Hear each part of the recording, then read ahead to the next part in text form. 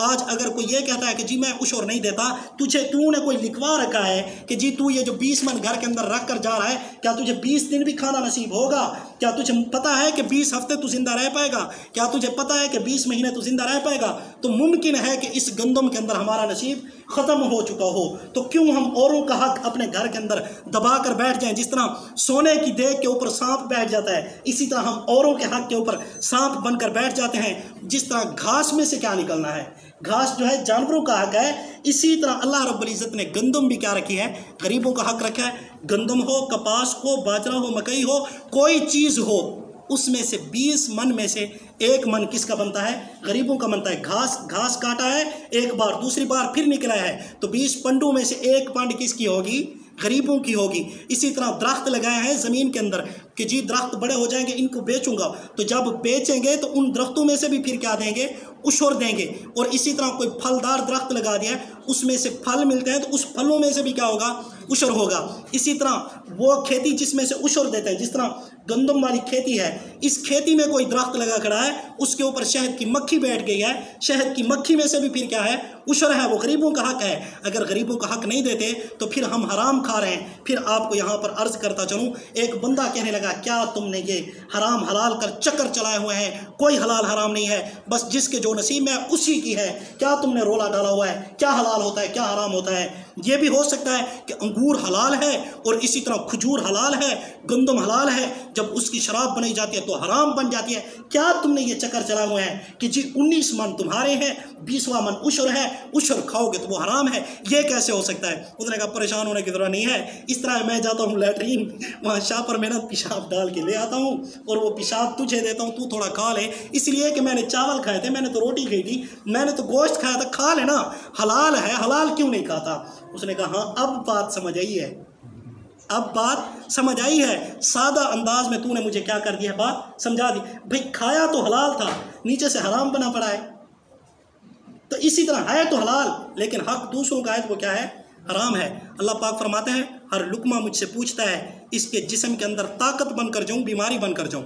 تو آپ جب عشر کو رکھیں گے اپنے گھر کے اندر تو وہ عشر نہیں پوچھے گا کہ اس کو ہسپتالوں کے چکر کھلاؤں یا اس کو کوئی لمبے چکر دوں، تو وہ لقمہ پوچھے گا نا۔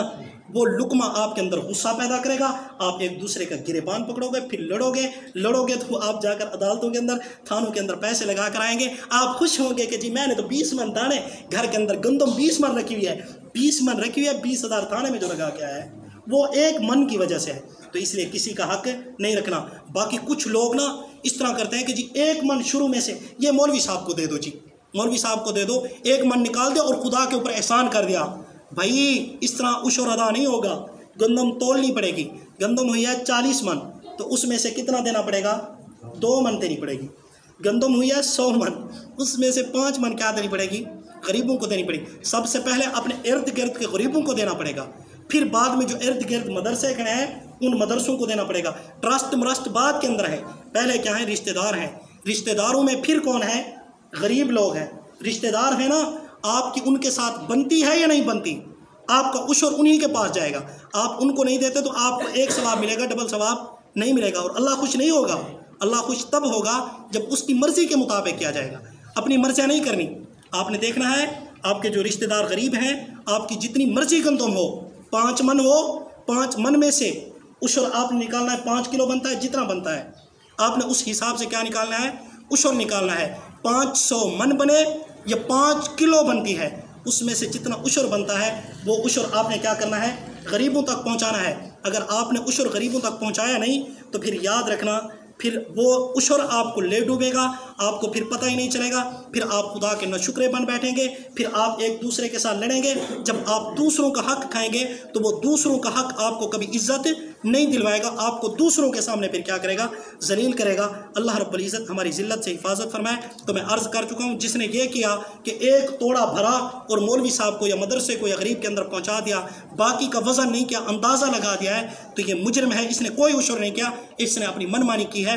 عشر یہ ہوگا کہ اس نے حساب کرنا ہے 20 من میں سے 1 من کیا کرنا ہے؟ اس نے غریبوں کو دینا ہے، یا 10 من ہے تو اس میں سے آدھا من اس نے کیا کرنا ہے؟ غریبوں کو دینا ہے، اور عشر کی نیت کرنی ہے دل کے اندر کہ یہ میں عشر دے رہا ہوں، تب تو عشر ادا ہوگا، وگرنہ کوئی آیا ہے اس کو دے دیا ہے 2 من دے دیا 5 من دے دیا تو یہ عشر ادا نہیں ہوگا، اس کی اپنی رضامندی ہوگی۔ تو آپ حضرات نے کیا کرنا ہے؟ عشر ادا کرنا ہے۔ اللہ رب العزت قرآنی احکامات کے مطابق ہمیں عمل کرنے کی توفیق عطا فرمائے۔ وآخر دعوانا الحمدللہ رب العالمین۔